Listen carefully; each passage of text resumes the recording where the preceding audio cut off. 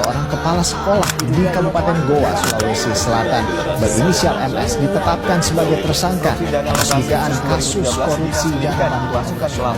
Tersangka akan ditahan selama 20 hari untuk pengembangan kasus korupsi yang melibatkan sejumlah pejabat daerah.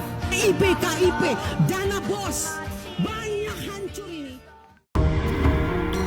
Sejarah korupsi di Indonesia bukanlah kisah singkat yang bisa diceritakan hanya dengan menyebut beberapa nama atau kasus besar, melainkan sebuah perjalanan panjang yang berkelindan dengan perubahan zaman, pergantian kekuasaan, dan pergulatan bangsa ini untuk menemukan jati dirinya.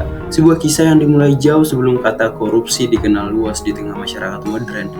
Sebuah kisah yang telah beranjak sejak masa kerajaan ketika kekuasaan, kekayaan, dan wewenang seringkali bercampur tanpa batas, menciptakan celah bagi segelintir orang untuk memanfaatkan posisi mereka demi keuntungan pribadi, bahkan pada masa kerajaan-kerajaan besar di Nusantara seperti Majapahit atau Mataram.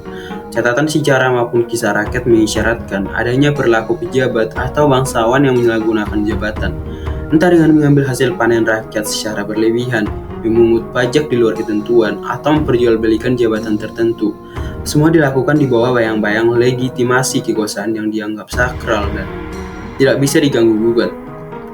Dan ketika VOC datang pada awal abad ke-17, sistem ini menemukan bentuk yang lebih sistematis karena meski VOC adalah perusahaan dagang, ia punya kekuasaan politik, ekonomi, bahkan militer yang nyaris tak terbatas di wilayah jajahan.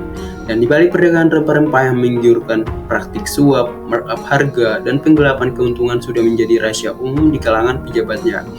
Para pegawai VOC dari level bawah hingga gubernur jenderal sering terlibat dalam perdagangan gelap, menerima suap dari pedagang lokal, atau bahkan menggunakan kekuatan militer VOC untuk menekan kerajaan dan rakyat demi keuntungan pribadi. Korupsi pada masa itu tidak hanya merugikan rakyat, tapi juga menciptakan sistem ketidakadilan yang membuat kemiskinan dan penderitaan menjadi warisan turun-temurun. Ketika Belanda mengambil alih langsung kekuasaan dari VOC pada awal abad ke-19, mereka membawa sistem birokrasi yang lebih terstruktur.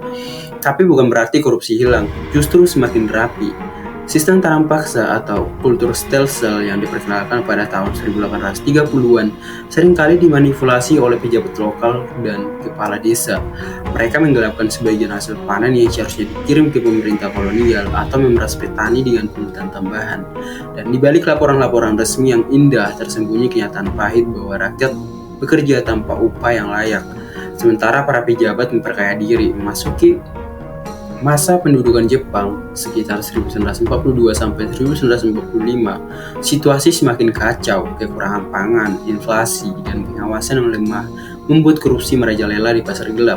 Distribusi beras dan bahan pokok yang seharusnya dibagi rata untuk rakyat justru diselewengkan oleh oknum tentara Jepang dan pejabat lokal yang bekerja sama.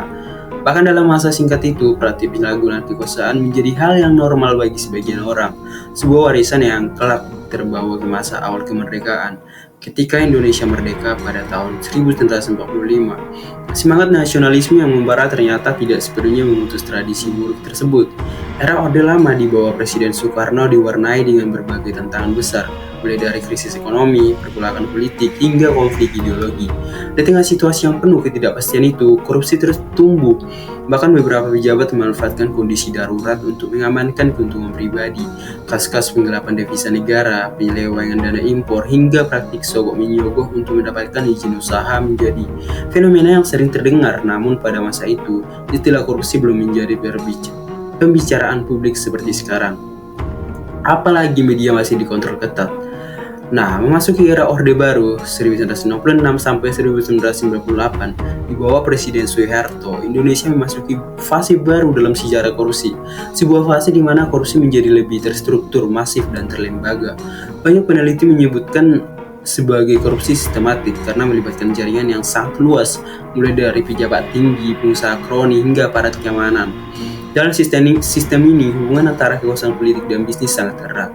Proyek-proyek besar negara sering diberikan kepada perusahaan yang dimiliki atau dikendalikan oleh keluarga dan kerabat presiden.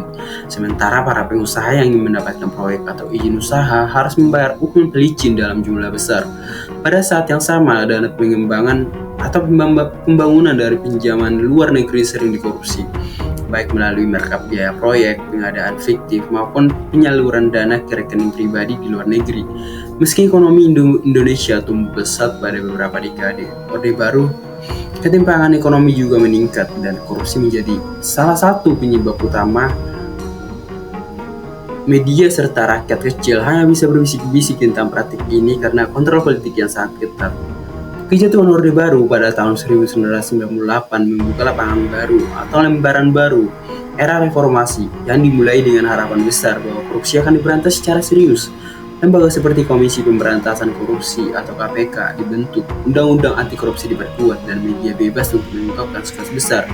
Memang benar, sejak saat itu banyak pejabat tinggi, menteri, gubernur, bupati, bahkan anggota DPR yang ditangkap dan diadili. Namun sayangnya korupsi belum hilang, malah seperti air yang mencari celah, ia berubah bentuk menjadi lebih canggih, lebih kreatif, dan memanfaatkan teknologi. Mulai dari kasus EKTP yang merugikan triliunan rupiah, hingga skandal suap proyek infrastruktur dan ekspor impor. Semua menunjukkan bahwa korupsi bukan sekedar masalah hukum, tapi masalah budaya dan moral. Dan setelah mengakar dan kini di abad ke-21, ketika transparansi dan akuntabilitas menjadi tuntutan global, Indonesia masih bergulat dengan dilema ini. Di satu sisi ada kemajuan, lebih banyak pelaku korupsi dihukum dan kesadaran politik meningkat. Di sisi lain ada perlawanan balik dari mereka yang diuntungkan oleh sistem ini, seperti upaya pelemahan KPK dan politisasi penegakan hukum.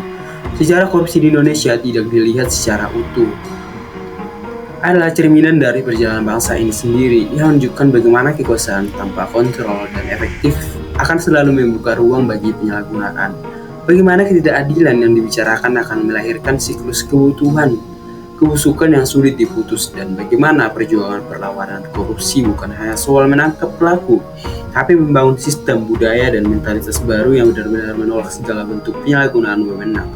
Inilah pekerjaan rumah terbesar kita sebagai bangsa, sebuah pekerjaan yang tidak akan selesai hanya dengan pergantian presiden atau menteri, tapi membutuhkan komitmen jangka panjang dari seluruh lapisan masyarakat.